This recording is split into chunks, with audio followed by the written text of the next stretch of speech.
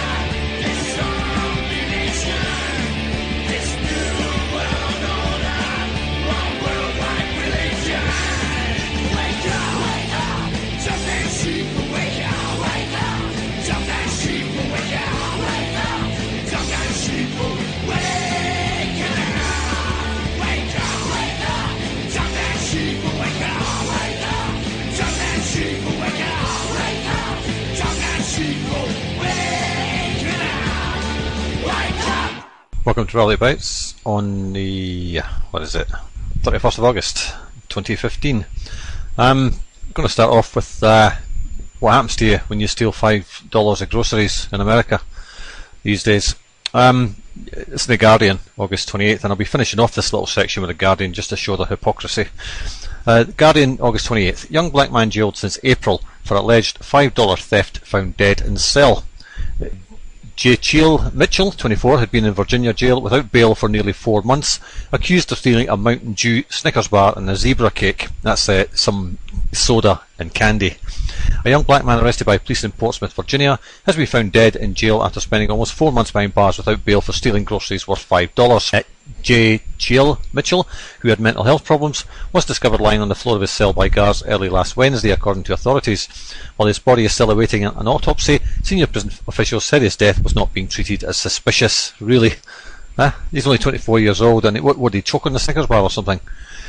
As of right now, it is deemed natural causes. Natasha Perry, the Master Jail Officer at the Hampton Roads Regional Jail in Portsmouth, said of his death in an interview, well, she's a Master Jail Officer, what else is she going to say? No, he was murdered by the guards. Perry said there was no obvious outward signs of injury to the 24-year-old's body. Portsmouth police are looking into the death. Mitchell's family said they believed he starved to death after refusing meals and medication at the jail, where he was being held on misdemeanour charges of petty larceny and trespassing. A clerk at Portsmouth District Court said Mitchell was accused of stealing a bottle of Mountain Dew, a Snickers bar and a zebra cake worth a total of $5 from a 7-Eleven. His body failed, said Roxanne Adams, Mitchell's aunt. And it's extraordinary, the person I saw deceased was not even the same person. Adams, who is a registered nurse, said Mitchell had practically no muscle mass left by the time of his death. And they never treated him, The guy's got mental health problems and he's apparently refusing food, but they never thought to treat him. A few hours after Mitchell was arrested on 22nd April by Portsmouth police officer L. Schaefer for alleged theft, William Chapman was shot dead by Officer Stephen Rankin outside a Walmart superstore about 2.5 miles away in the same city. State prosecutor Stephanie Morales said on Thursday she would pursue criminal charges over Chapman's death. Except for a brief item stating that an inmate had been found dead, the story of Mitchell's death has not been covered by local media in Virginia and is reported for the first time here. Adams said in an interview that her nephew had bipolar disorder and schizophrenia for about 5 years. Nicknamed Wheezy, he lived with his mother Sonia and had been unable to hold down work. He just chain smoked and made people laugh, said Adams. He never did anything serious, never harmed anybody. Officials said that after his arrest, Mitchell was taken to Portsmouth City Jail, where he stayed for almost 3 weeks before being transferred across the city to the regional jail on 11th of May. 10 days after that, the court clerk said Judge Morton Whitlow ruled Mitchell was not competent to stand trial and ordered that he be transferred to Eastern State Hospital, a state-run mental facility in Williamsburg, for treatment. The clerk said that typically in such cases we do an order to restore the defendant to competence, send him to the hospital, and when the hospital has a bed, we do a transportation order and he's taken to the hospital. Whitlow reiterated the order on 31st of July and was due to review the case again on September 4th, according to the clerk. But the hospital said it had no vacancy and the 24-year-old was therefore detained in jail until his death on 19th August, according to Adams, Mitchell's aunt, who said she had tried to assist the hospitalisation process herself but was left frustrated. He was just deteriorating so fast, she said. I kept calling the jail, but they said they couldn't transfer him because there were no available beds. So I called Eastern State too. And people there said they didn't know anything about the request or not having bed availability. When asked which state agency was ultimately responsible for ensuring Mitchell was transferred to the hospital, the clerk said it's hard to tell who's responsible for it. In other words, nobody's going to take the blame for his death either. Officials from the court, the police department and the jail could not explain why Mitchell was not given the opportunity to be released on bail. Mitchell previously spent 4 months in jail from April 2010, also on charges of petty larceny and trespassing before being ordered released by the courts, according to Perry, the prison official. She said Mitchell returned to the jail in January 2012 again on petty larceny charge before being released in May 2012, having spent a month in the state hospital. Two spokespeople for Virginia's Department of Behavioural Health and Developmental Services, which runs Eastern State Hospital, said he did not return several messages and emails seeking comment about Mitchell's death. Following the publication of this article, Maria Repas, a spokeswoman for the department, said she would not discuss why a hospital bed for Mitchell was apparently not found. Healthcare privacy laws, specifically HIPAA, do not permit DBHDS to commit on any individual's treatment, she said in an email. Well, there's a cop-out if I've ever heard one. Adams said medics at the jail told her Mitchell refused to take medication for his conditions. Before his arrest, her nephew was on prescriptions for antipsychotic drugs, Prolixin and Sprexin, the mood stabilizer Depakote, according to Adams. She said prison officials then prescribed him the antipsychotic drug Haldol and Cogentin. So he's on 5 antipsychotic drugs, which is intended to reduce the side effects of the other medication, but he refused to take the drugs. Was quite right, wasn't he? Adams said prison officials said her nephew had also been declining to eat. She said she saw Mitchell in court in recent weeks and estimated that he'd lost 65 pounds since being detained. He was extremely emaciated, said Adams. The aunt said relatives had not been able to visit Mitchell because he had not even given jail officials their names as approved visitors. His mind was gone because he wasn't taking his meds, so he didn't have a list for anyone to see him, she said, and he couldn't find out who his relatives were. Asked to confirm the family's claims about Mitchell deteriorating after declining food and medication, Perry said, I don't have that information. Liar. She referred inquiries to the jail's medical office, where an official who gave her name as Miss Thomas said, I cannot divulge any information relating to this patient. Well, he wasn't a patient, he was in the jail. He wasn't in the hospital. Perry said the 24-year-old has been housed alone in a regular jail cell comprising a bunk with a mattress, a toilet, a sink, a shelf and a slit-like window. She said she did not know the size of the cell and declined to estimate, as if she doesn't know. Even if you surrender to the police in Texas, it's quite amazing, they just shoot you anyway. And funny enough, The Guardian, I'll come on to later, on their gun control lobby, have a section on their site showing how many civilians have been killed just this year alone in America by police officers, and it's up to 745 so far, and a lot of them, apparently the names are unknown. But this is The Guardian again, August 30th. Video appears to show a man with hands up before Texas officers shoot him dead. Sheriff's office said deputies tried to subdue the man through non-lethal means. The video raises concern, but review must be allowed to run its course, says Sheriff. A local news channel in Texas has released video footage that appears to show a man raising his hands in the air before being shot dead by police. Local news channel KSAT 12 did not release the entire mobile phone video and said it had chosen to freeze the footage just before the man was shot. In the released video, the man, who is not wearing a shirt and appears to be white, is seen running. See, it's not just black people they shoot down. It's unclear if he is armed or not. He then stands with his hands raised before the video stops. The Bexar County Sheriff's Office said deputies were responding to a domestic disturbance call on Friday morning when they attempted to subdue the man with non-lethal means, including tasers and shields, and they couldn't manage it. Sheriff Susan Pamerlo said at a press conference the suspect had allegedly injured a woman and an 18-month child. Allegedly. Certainly what's in the video is a cause for concern, Pamerlo said, but it's important to let the investigation go through its course so that we can assure a thorough and complete cover-up of all that occurred. I added that bit. It says a review of all that occurred. The sheriff said 2 deputies fired shots at the suspect after a lengthy confrontation. Both deputies had been with the department for more than 10 years, Pamerlo said, adding that they were now on administrative leave pending the results of an investigation, so nobody can talk to them. University student Michael Thomas gave the video to the news station after witnessing the shooting in a San Antonio neighbourhood. Thomas said that because of recent attention to and protests over police shootings of civilians, he had thought, well, maybe I can catch something with my camera. And evidently he did. In the UK, it's getting ludicrous at the airport. Anybody who's been through an airport in the UK, it's just bizarre. The idiots they've got working there in so-called security, brainless morons. I mean, if they've been hired off a pizza box, they're probably too good for the job, you know. But I don't know where they get these ones. Man tasered on EasyJet plane at Gatwick after a row over 2 pieces of hand luggage. Police have tasered a man on an EasyJet flight to Belfast after a row over taking on 2 pieces of hand luggage, including a man purse. He's gone through security with these things and he's been allowed onto the flight with them.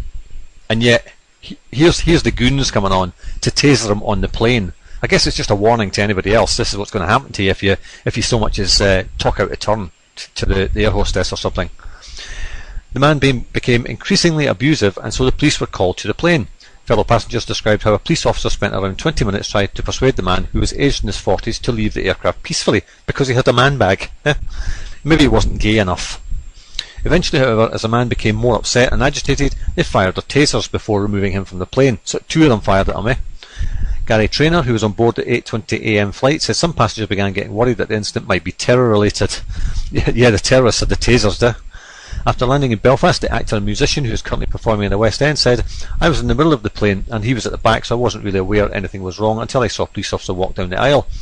That is when lots of people started rubbernecking to see what was happening. There was a black guy in his 40s, it's a black guy, and he seemed to be involved in a standoff with the policeman. He kept saying that he had paid for his ticket and therefore had every right to be on the aircraft. It seemed to go on for about 20 minutes and things became increasingly heated. More police officers came on board and then eventually there was a scuffle and I saw they had drawn their tasers. I didn't see them hit him, but he slumped down and then it took about another 20 minutes to get him off the aircraft. There were whispers going round among the passengers that this might have been a diversion and people started to ask have they got all his luggage off. There was a bit of panic among the passengers because he was being completely uncooperative. And why would he be cooperative with these goons? As I say, he got on the plane perfectly all right with the luggage he had in his hands, and yet they've got to come on the plane and take it off him. Why did they wait till they got on the plane? They've got to make an example of somebody, haven't they? And they've got to make sure he's somewhere confined so they can shoot him easier, I guess. They eventually took us all off and checked the aircraft before letting us back on with another crew. Mr. Traynor said, I guess the crew were under suspicion as well, maybe, who knows. Mr. Traynor said, I was going home for a wedding and I was supposed to be out shopping with my mother, so I was a bit concerned about the time. We were due to land at 9:40 AM and ended up touching down at 12:20 PM instead, so it was a bit frustrating. Never mind the poor guy who got tasered twice for having a man bag. A spokesman for Sussex Police confirmed that the man had been arrested and was being held on suspicion of breach of the peace. He has now been sectioned under the Mental Health Act. There you go. A police spokesman said on Thursday evening, following examination by doctors, he was detained under Section 2 of the Mental Health Act for admission into a psychiatric unit for further assessment and treatment in the interest of his own health, safety and protection of others. They just tasered the guy. I think he needs protecting. EasyJet said passengers had been taken off the plane as a security precaution, in case some of them missed with their tasers and hit one of them and got sued. EasyJet said in a statement, EasyJet can confirm that police boarded flight EZY 831 from London Gatwick to Belfast on August 20th due to a passenger behaving disruptively. I think it's the police officers were behaving disruptively, don't you? While such incidents are rare, we take them very seriously and do not tolerate abusive or threatening behaviour on board and always push for prosecution. So there's a warning to you. A Sussex police spokesman said a man is in police custody after being tasered on an aircraft waiting to depart from Gatwick Airport to Belfast on Thursday morning. Police officers were called to the EasyJet flight shortly after 8 a.m. to reports of a passenger who was becoming increasingly abusive following a dispute over luggage. A man has been arrested on suspicion of breach of the peace. The aircraft has been disembarked and police are taking statements from witnesses among the crew and passengers. And they're all just worried about being late for a wedding, and this guy's been sectioned after being tasered. Here's what happens. Blind man tasered by police, paid undisclosed sum. Maybe they just handed him a cheque and didn't tell him how much it was for, and he couldn't see it. Lancashire Constabulary admits using excessive force after a police officer mistook white stick for samurai sword. Well, I mean, what did they mistake the man bag for? But this guy's 61. A 61-year-old blind man, tasered in the back by police who thought his stick was a samurai sword, has been offered an undisclosed sum by Lancashire Police after it admitted using excessive force. Well, I suggest the police officers must be blind.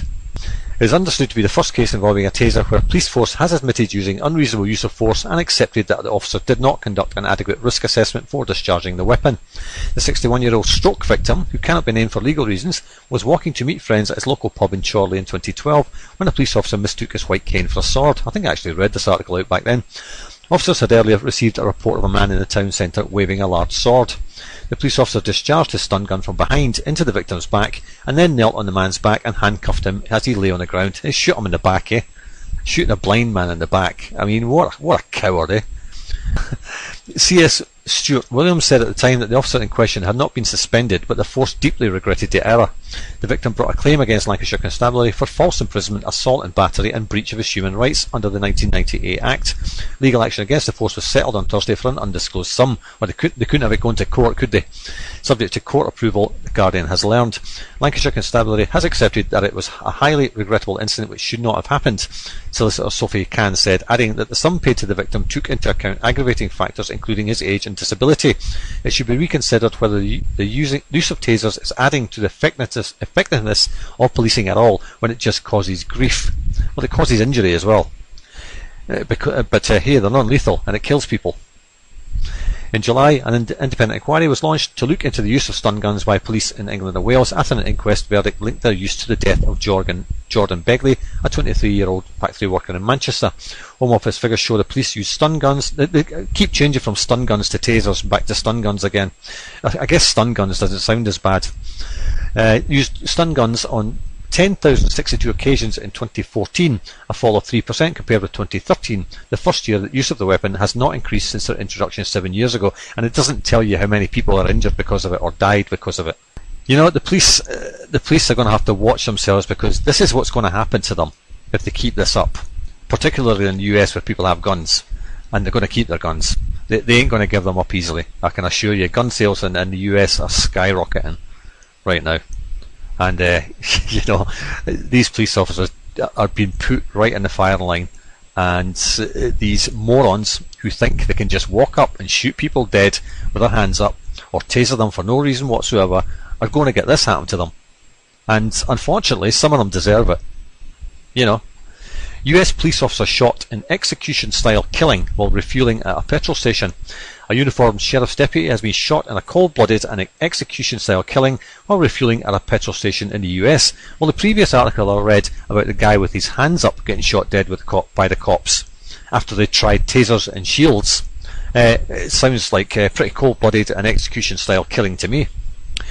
Deputy Darren H. Goforth, 47, was shot from behind after he had refueled his police vehicle in a station at Telg and West Houston on Friday night. The unidentified gunman reportedly shot the officer from behind, walking up and then firing again when Deputy Goforth had fallen to the ground. He was literally gunned down at what appears to be an unprovoked execution-style killing, Harris County Sheriff Ron Hickman told CNN. I have been in law enforcement for 45 years. I had never seen anything this cold-blooded. Well, he needs to look at some of his officers and what they're up to. There's been no indication of the gunman's motive. Deputy Goforth had investigated an incident approximately 30 minutes prior to the shooting, but authorities said it remained unclear if the two events were connected. A manhunt for the suspect who drove away from the scene in a red Ford Ranger is underway. The suspect, did not say anything, said Deputy Thomas Gilliland, a spokesperson for the Sheriff's Office. If anyone saw anything, any leads we can get. Well, how do they know he didn't say anything? Eh? Sheriff Hickman, who vowed the gunman would be held responsible, well, obviously, said Deputy Goforth was a 10-year veteran of the force and a married father of 2. They don't mention that when they shoot down black people and white people in cold blood in the street for nothing, do they? They don't mention they're married with children and all the rest of it. No, they're all crooks, apparently. Or they're just in the wrong place at the wrong time. It's a shame. Our hearts go out to them, he said. It strikes us in the heart to simply be a target because you're wearing a badge. Well, you're all going to be targets if you carry on behaving the way you're behaving. And you'll deserve it if you carry on behaving the way you're behaving. Unless you good police officers out there actually stand up and start arresting the bad ones. That's the only way the public are ever going to have any confidence in you. But you're being set against the public deliberately by your politicians and your chief police officers who know exactly what they're doing. The suspect has been described as a dark-complexioned man, a black guy, roughly 5'10", wearing a white t-shirt and red shorts. He is thought to be between 20 and 25 years old. Here's The Guardian. I've got a load of stuff on The Guardian this week, and they're basically pushing the whole agenda and promoting it. But here they go on gun violence. Horror, live for all to see, another week in American gun violence. A gunman killed 2 journalists on live TV, and a 14-year-old boy held 29 classmates and a teacher hostage. And those were just the incidents everyone saw.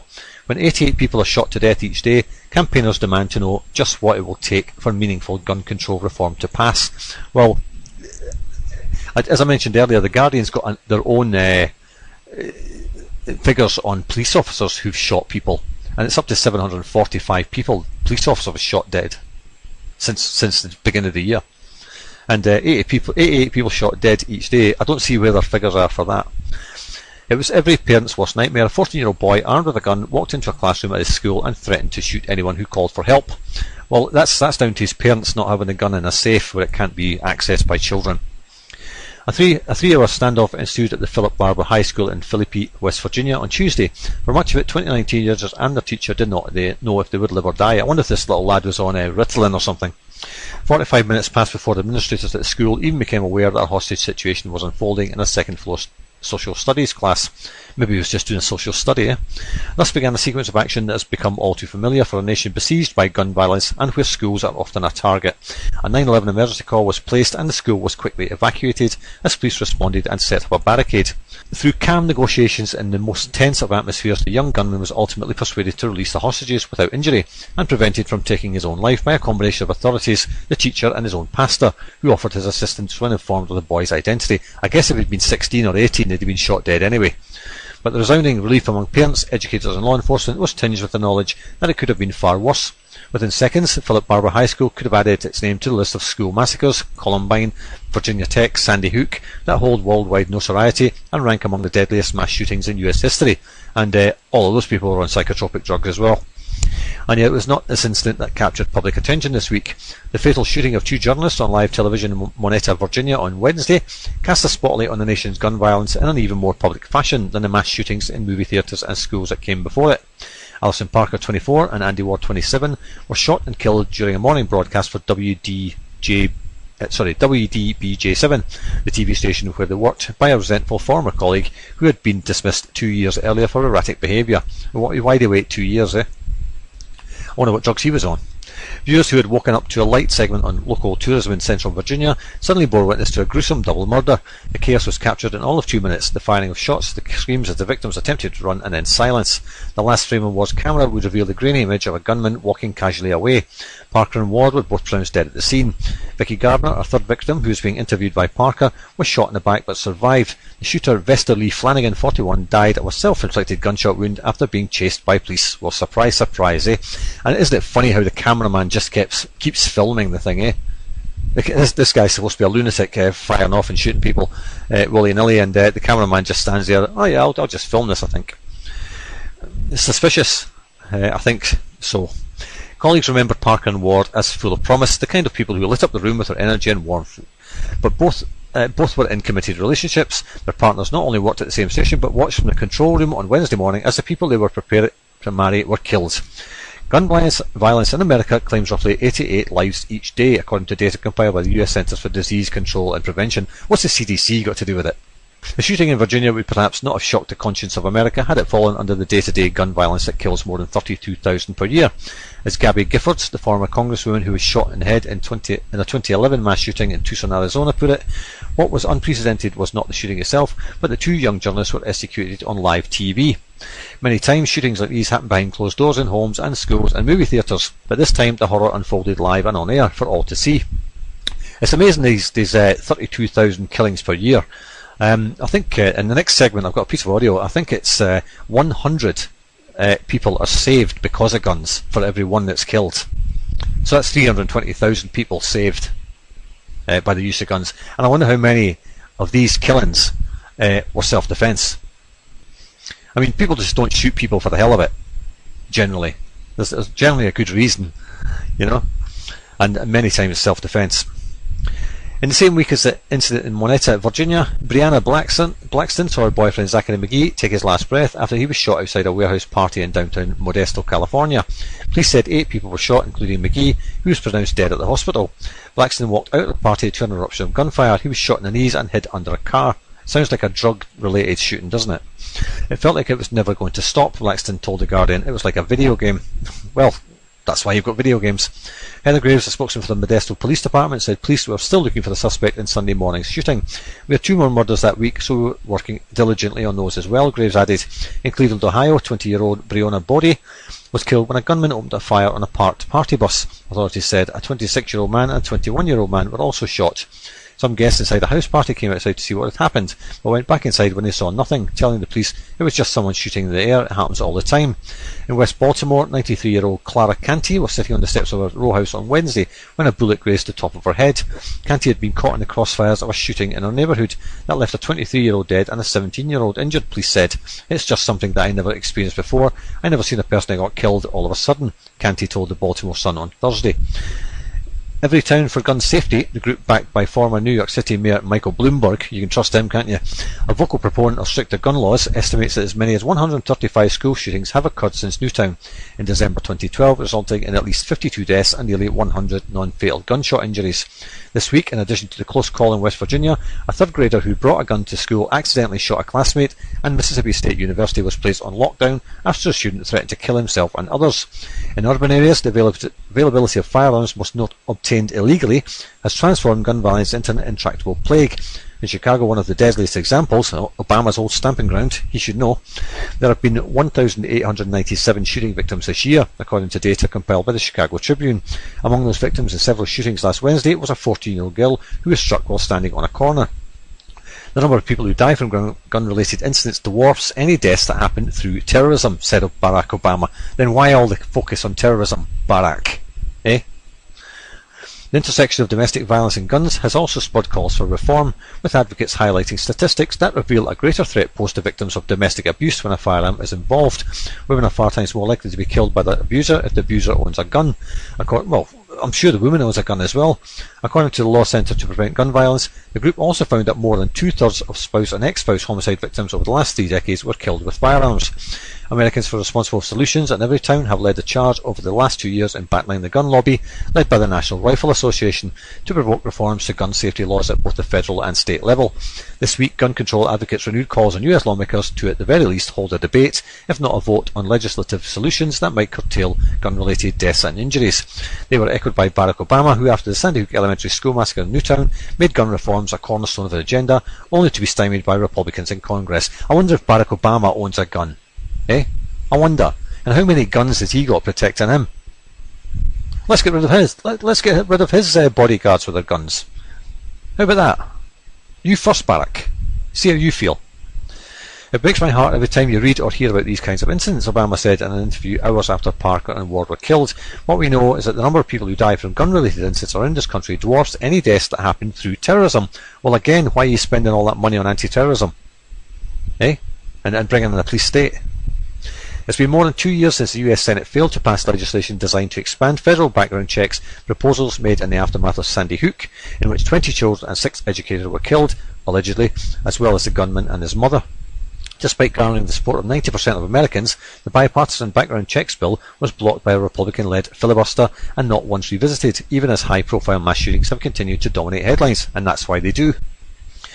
Politicians who oppose new restrictions on guns have been quick to point out that the law could not have stopped Vesta Flanagan from shooting his former colleagues, their interviewee and himself in Virginia. Although the state does have a massive loophole in its gun laws, no background checks are required for firearms purchased at gun shows. Flanagan bought his handgun legally after passing a background check. His mental instability became apparent after the killings, but he had no known history of psychiatric treatment, he had no record of criminal felonies, and had no protective orders against him, so how did they know he was mentally ill? A waiting period would also not have helped because he bought his pistol 2 months before the shootings. But gun control advocates believe the shooting in Virginia is an exception to the rule.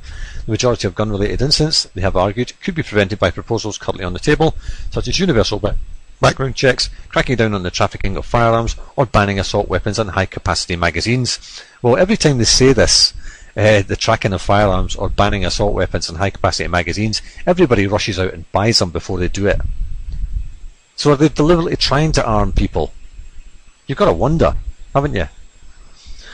The everyday gun violence that is killing us may not always make headlines or take over the airwaves, said Erica Soto Lamb, a spokeswoman for Everytown. Said requiring background checks on all gun sales would reduce the violence most significantly. No, it wouldn't. By ensuring that criminals, domestic abusers and the mentally ill did not get their hands on firearms. Criminals don't buy their guns legally. That's why they're criminals. And they still get hold of them. Just like it is in the UK, only the criminals have guns. Are you going to get a background check done on them? The everyday gun violence that is killing us may not always make headlines or take over the airwaves, but we can do more to keep Americans from dying. Like, take the government away. that would help. Politicians often want to focus on mental health in response to tragedies like the one this week. That is certainly a piece of the puzzle, but more than 84,000 Americans have been killed with guns since Newtown, and only 5% of crime is associated with diagnosable mental illness. Really. But I'm going to play this bit of audio, and it's from a site, I think it's called virtualpresident.com, and it's somebody, like it's like done like a CGI thing, and the virtual president's there, and all the usual suspects in the audience, Holder and Pelosi and all those cretins, and he's talking to them about why gun control doesn't work.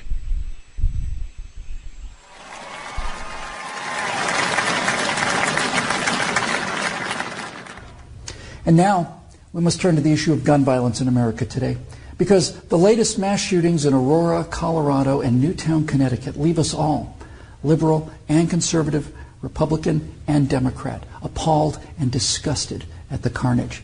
Now, some people, and that includes many of you in this room tonight, want to place the blame for this horror on things like 30-round magazines or semi-automatic rifles. We want to blame something, anything that we can control. But what we really want to ban is violence and murder and insanity. Now, we don't talk about that, though, because deep in our hearts, each of us knows that violence and murder and insanity are built into the human condition and likely always will be. You know, there are two kinds of animals in this world, predators and prey. No one watches a leopard chase down a gazelle and denies that the gazelle has a right to use its hooves and horns to protect itself from the predator. But there are people in this room tonight and all across the country who would deny that same right to self-defense to other human beings.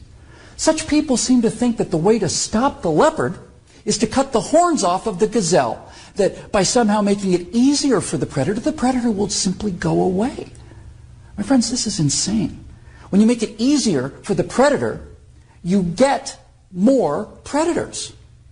So let's start with the so-called assault weapons, more properly known as semi-automatic rifles. In 2011, the total firearm murders came to 8,583, according to the FBI. Now, during that time, the total murders committed by rifles, all rifles, not just semi-automatic rifles, were 323. That's 3% of all murders. Hammers and clubs kill half again as many people as rifles. Hands and feet murder twice as many. And knives kill 5 times more Americans than all rifles combined. Preventable medical errors kill about 98,000 people per year. Medical malpractice kills more than 12 times as many people as are murdered in the U.S. each year. That's more than 300 times the number killed by all rifles, not just the so-called assault rifles. And yet, no one talks about limits on hammers or knives or doctors or hospitals. No one does that because the good we perceive from hammers and knives and doctors far outweigh their perceived harm. And yet, studies show that firearms prevent anywhere from 800,000 to over 2 million violent crimes every year. The lowest estimate means that 100 times more violent crimes were prevented with firearms than the total murders committed with firearms. That's 100 times as many.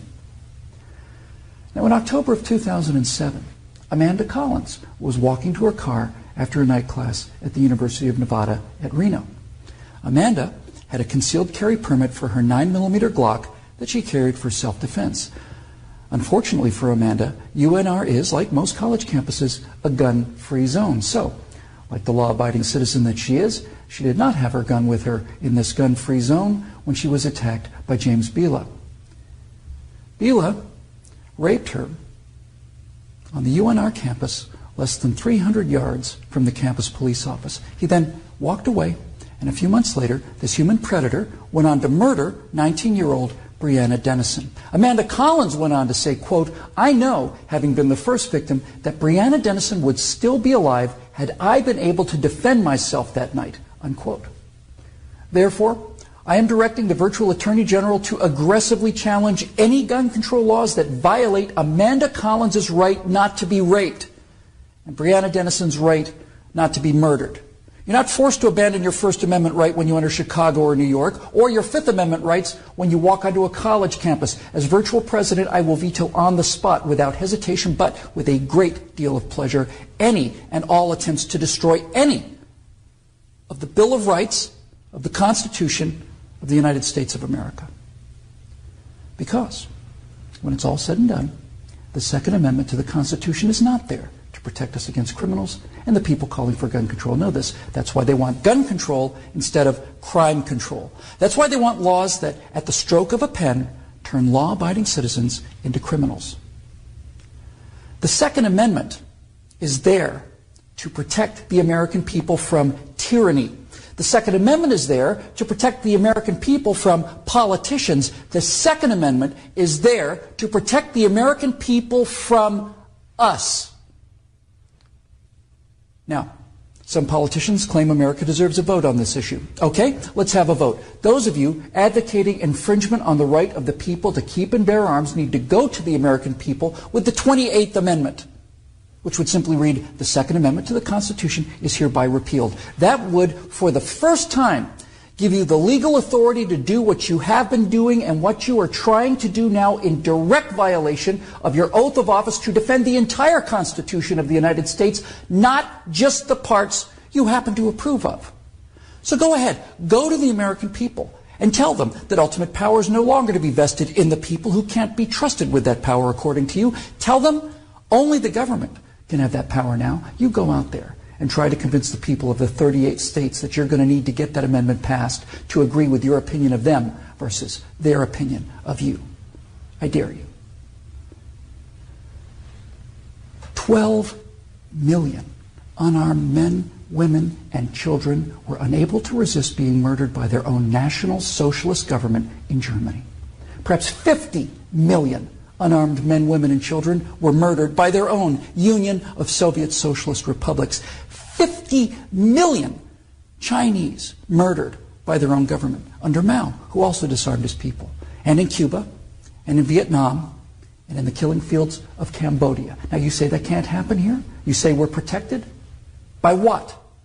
By the Constitution that you're in the process of destroying? You are in violation of your oaths of office by so much as introducing this legislation, let alone passing it.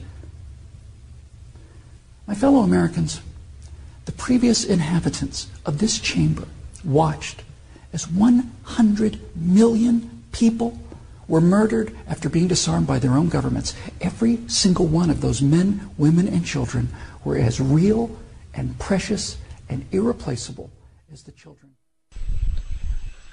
So that's that, and I don't know why it tailed off there. I think there was a little bit more of it, but it seems to have gone. But anyway, you get the message.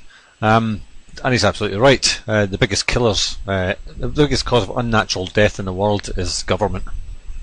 You know, and that's who we need to protect ourselves against. And as I said in the chat box here, if only the UK had guns, I doubt the police would be so quick to taser people, and burglaries would stop overnight.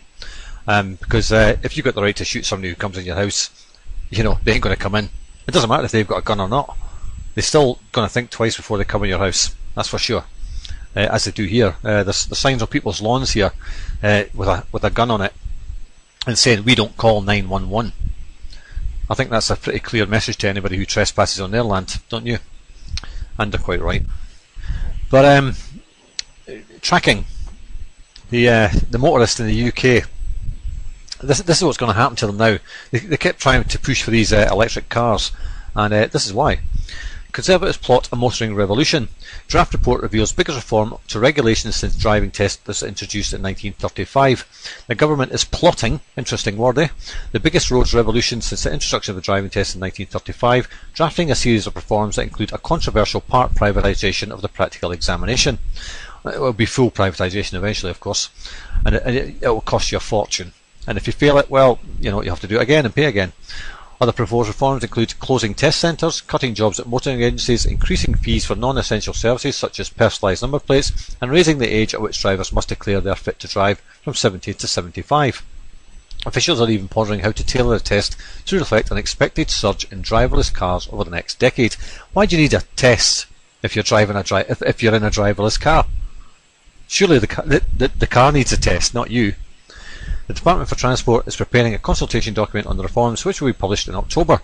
A draft has been obtained by The Independent on Sunday. The consultation will form the basis of next year's formal strategy on the future of the country's three motoring agencies: the Driving and Vehicle Standards Agency, the Driver and Vehicle Licensing Agency, and the Vehicle Certification Authority, all of which you have to pay money to.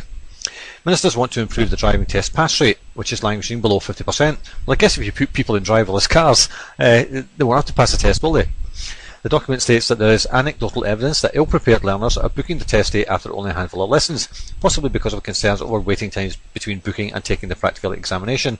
Last year the waiting time hit 8 weeks because of a shortage of examiners, but the government target is no longer than 6. There were 461,000 practical and 462,000 theory examinations undertaken in the last 3 months of 2014 alone. The document sets out plans to introduce more flexible driving test slots with more evening and weekend appointments. The government is undertaking a separate review of the driving test and is trialling an examination that asks learners to follow sat-nav directions for 20 minutes. How's that teaching you to drive? The consultation reveals that examiners could also be asked to take a photograph of the driver as soon as they have passed, so the licence can be processed more quickly. The DFT also wants to explore the options for reducing the DVSA's driving test centre estate and its heavy goods vehicle test sites, freeing up land for housing. So there you go, They're going to free it up for housing for all these immigrants, I guess. Redundancies appear to be inevitable, given that officials want to combine the DVSA and DVLA's contact centres, finance, estates management and human resources departments. However, the private sector would be asked to help to fill any shortages of examiners and test centres. The document states, "We will all consider how we might meet continued strong customer demand for the practical driving test through exploring partnerships with other organisations. This might include operating from a range of different sites or delivering some elements of the test through partners." Well, see, they're so busy because they keep letting more people into the country. It's not rocket science, is it? Paul Williams, president of the Public and Commercial Services Union's Department for Transport Group, said this would cause uproar and fury among his members. So what are they going to do about it? Maybe they should take a leaf out of the French truck drivers or something, and the tractor drivers over there just block up the highways until the government just says, "Oh, we won't do that then." Seems to work in France. Last year, officials urged ministers to raise the mandatory licence renewal age from 70 to 80 to ease pressure on administration and reduce costs, even though the RAC research suggests that 1 in 10 of elderly motorists are not fit to drive. So they want a load of older people on the road to cause accidents and kill themselves and others. They've been met halfway with a proposal to raise the age at which older drivers can declare themselves fit to drive by 5 years, which is probably what they wanted in the first place. Hegelian dialectic. Go 70 to 80 and you'll get 75. Austerity cuts have made revenue-raising measures a priority across Whitehall, and ministers believe that the motoring agencies should increase their fees. Because of austerity, they've got to make things more expensive. How does that work? People have got poorer, but the fees have gone up. That means they won't be able to pay for the driving test, especially when it's privatised. But of course they don't want you on the road, do they? Not all agency fees charged for a state monopoly, either insofar as the service is optional, as in DVLA's cherished number plate service, or where there are other providers in the market, as in VCA's provision of type approval and or technical services. We will therefore consider how agencies might maximise income from such services. I could never understand why you couldn't make your own licence plate and just go round to the DVLA or whatever the equivalent authority is here in the USA and just show them it and say, "This is my registration number, I'm going to stick it on my car." What difference does it make? As long as it doesn't match anybody else's. The DFT reduced the annual fee for retaining personalised number plates from £105 to £80 earlier this year. The consultation also asked that respondents think of the Chancellor's budget announcement of increasing the age of a car's first MOT from 3 to 4 years. The huge reforms build on the previous coalition government's attempts to reshape the agencies. Ministers merged two agencies to create the DVSA, but botched an attempt to semi-privatise the VCA, the body that certifies vehicles for road use, when the British Standards Institute walked away from negotiations to become its commercial partner last year. The government botched it. Surprise, surprise. Richard Burden, the Shadow Roads Minister. Oh, Shadow Roads. A number of these changes, if done right, have come some merit to them, but the track record of the Conservatives has been that every time they attempt a reorganisation, there's been chaos. Well, the same goes for Labour. Every time they try and organise anything, it's chaos. But, hey, order out of chaos, eh? The government is symbolically using this year's 80th anniversary of the driving test to push through the reforms. The document points out how motoring is rapidly changing due to advances in technology. It states, in the 130 years since Carl Benz built the first modern motor car, there has been continuous and accelerated development of automotive technology. Such development will doubtless continue, with the prospect of driverless cars now a real possibility. They're crashing all over the place. Officials are also preparing a framework for a new safety regime. 5 people a day are killed on the roads. 5 people a day. Out of, what, 65 million? Eh? That's not a bad strike rate, is it? But they want to make it safer. Through this, though this is down from 9-10 years ago, there are nearly 30 million cars licensed in the UK. Well, I wonder how many of that 5 are pedestrians. I'd suggest, possibly half of them, at least. Or 3, who knows? Or 4. A DFT spokesman said, "We are currently considering options for developing the motoring services agencies and will consult later in this year. We cannot at this stage comment on the detail," because they don't know what it is, I guess. But here's something else they're going to do to you. Electric motorways. The government is about to start testing electric motorways that could charge your electric car as you drive. You wonder what all those roadworks were for on the motorways, especially around the M25 in London. Putting all those cables in. They're not just for the cameras. Trials of electric motorways that can charge your car as you drive on them are beginning in the UK. Electric cars are becoming more popular and charging points are becoming less and less of a rarity. I've still never seen anyone in one. However, the limited range of a single battery charge available with current technology means that longer journeys often involve stopping for a lengthy recharge. They were praising that earlier on. I read an article a few months back, The Guardian of course, saying how some guy, I think it was off Top Gear or something, had driven the length of Britain in 9 hours or something, which is absolutely impossible, even in a petrol-driven car. This problem may one day be a thing of the past if the trials of electric motorways are a success. They could work in a similar way to wireless mobile phone chargers. It's possible that an electromagnetic transmitter embedded in the road would induce voltage in a receiver integrated in the bottom of the car. This voltage would then be used to charge a battery, potentially dramatically extending the car's range. And you think they haven't done that already when they're doing all these roadworks? Highways England has already spent £200,000 investigating how practical the installation of a dynamic charging system under the surface of the road would be. It's not such a far-fetched idea. There's already a 7-mile stretch of this road in South Korea that charges electric buses as they pass over it. I wonder what else they've put under the road, to track your car. That investigation began in September 2013 and will end at the end of September this year. It seems like it's been a success, as the government has announced that off-road trials for these electric motorways will begin later this year. It took them 2 years to trial it, to investigate it. And no wonder things cost so much, Once the real trial begins, vehicles will be fitted with wireless charging technology and will be tested on electric roads to replicate motorway conditions. Unfortunately, the project is shrouded in mystery at the moment. Full details of the trial will only be publicised once a successful contractor for the project has been appointed.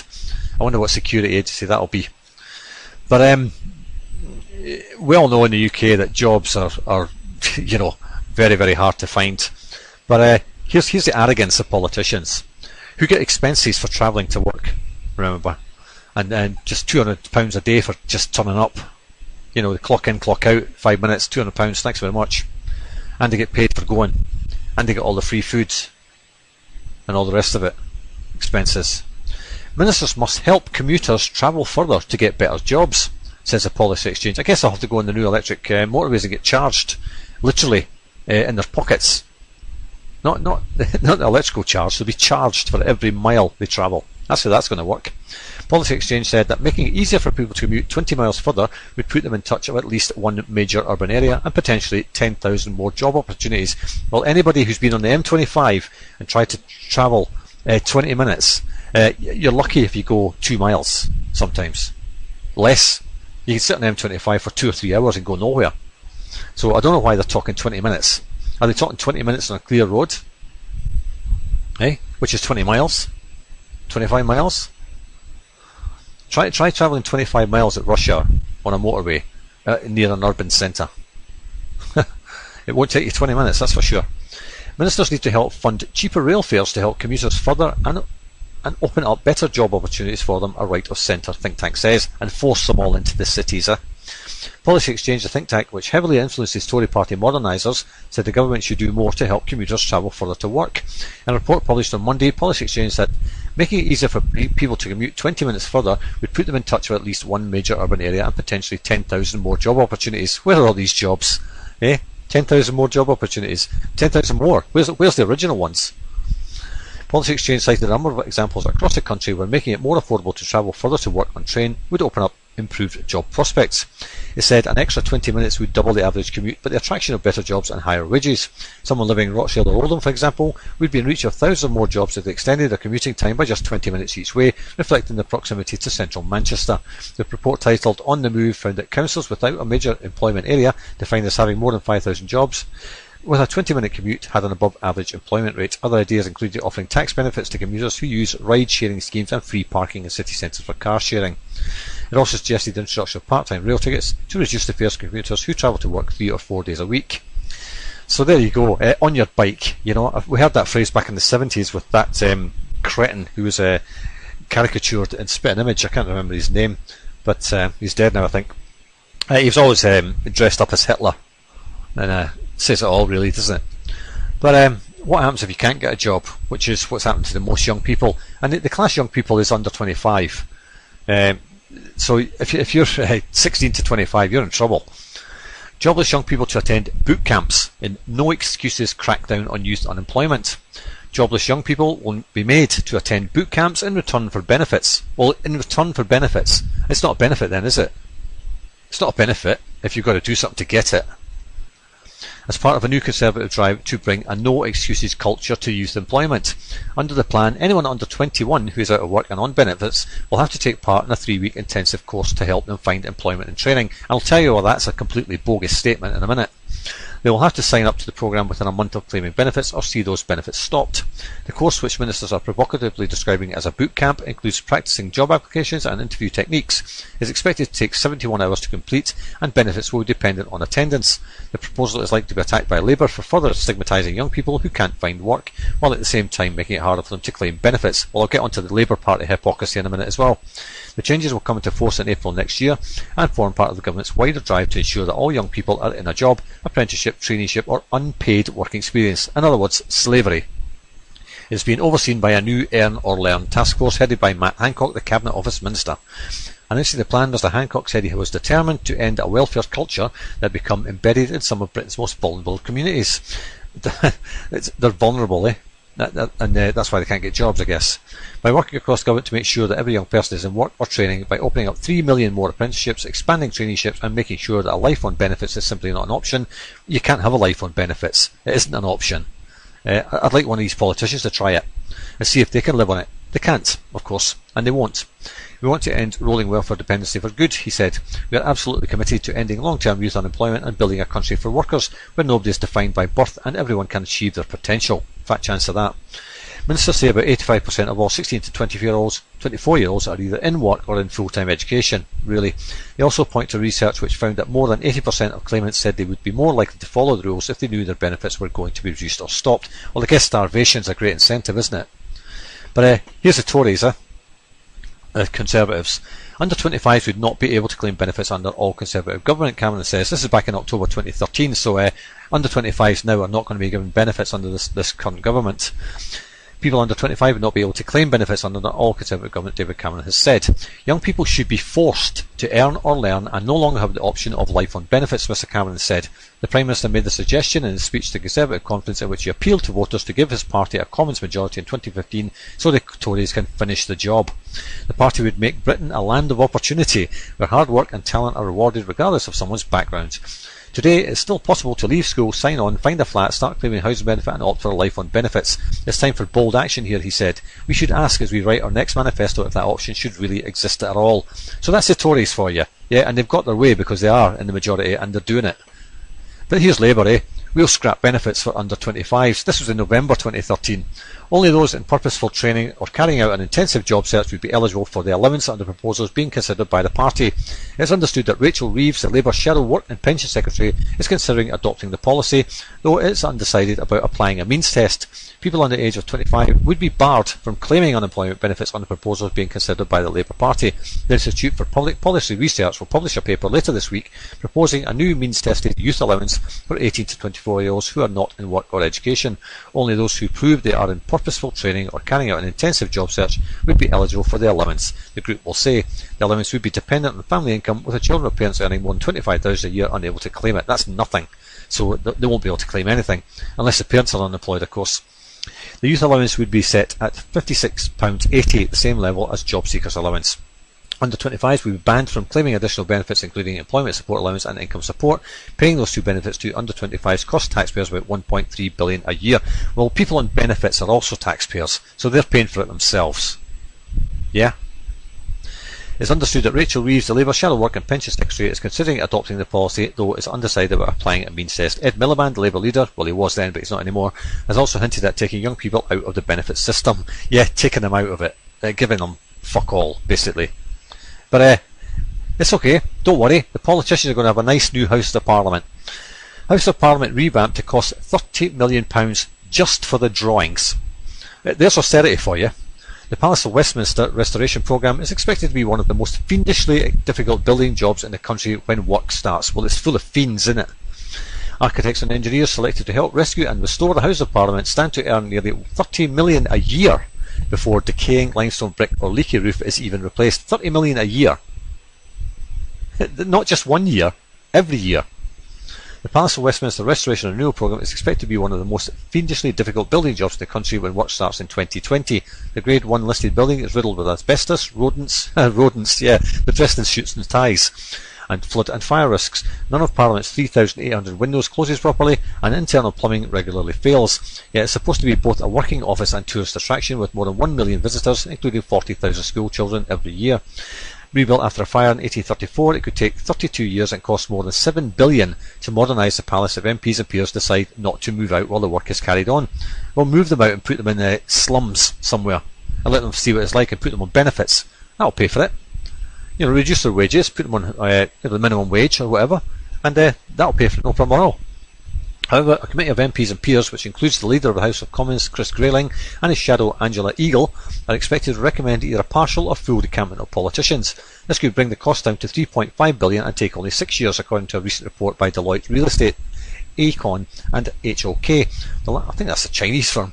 The last coalition government quietly shelved the sale of the state-owned Queen Elizabeth II Conference Centre after ministers were advised that the neighbouring building could end up being Parliament's temporary home when building work eventually takes place. Parliament's corporate offices have issued a pre-qualification questionnaire with potential bidders must pass by illustrating their experience and expertise for 2 contracts. The first is for architecture and design, potentially worth more than £20 million a year, and the second for project and cost services, which could pay up to £8.6 million a year. Neither figures includes inflation or VAT, but are upper limits. Yeah, we'll see that double, I'm sure, like everything else that the government proposes. A shortlist will be drawn up later this year and contracts awarded next summer. Selected parties will act as a shadow delivery team before a formal organisation set up to oversee the programme closer to 2020. They will be expected to undertake much of the preparatory work, which will include due diligence of partially unmapped foundations. This organisation is likely to be modelled on the Olympic delivery partner. Oh, you know what happened there, eh? Which saw a private sector team comprising UK-based Mace, US engineer CH2M Hill, and construction giant Lang O'Rourke managing construction of the park for the London 2012 Games. Mace and CH2M Hill are thought to be considering bids for Parliament, as are British engineering expert W.S. Atkins and Arup. US giants such as California-based Bechtel are also likely to pitch. The revamp would almost certainly involve delivering materials and machinery by boat, which could see between 1/3 to a half of the Westminster section of the River Thames closed off. Dry docks would need to be built and politicians would be unable to enjoy wine, beer and lunch on the building's terrace. What a shame, eh? But this would prevent years of gridlock in Parliament Square and Whitehall with huge lorries going to and from Parliament.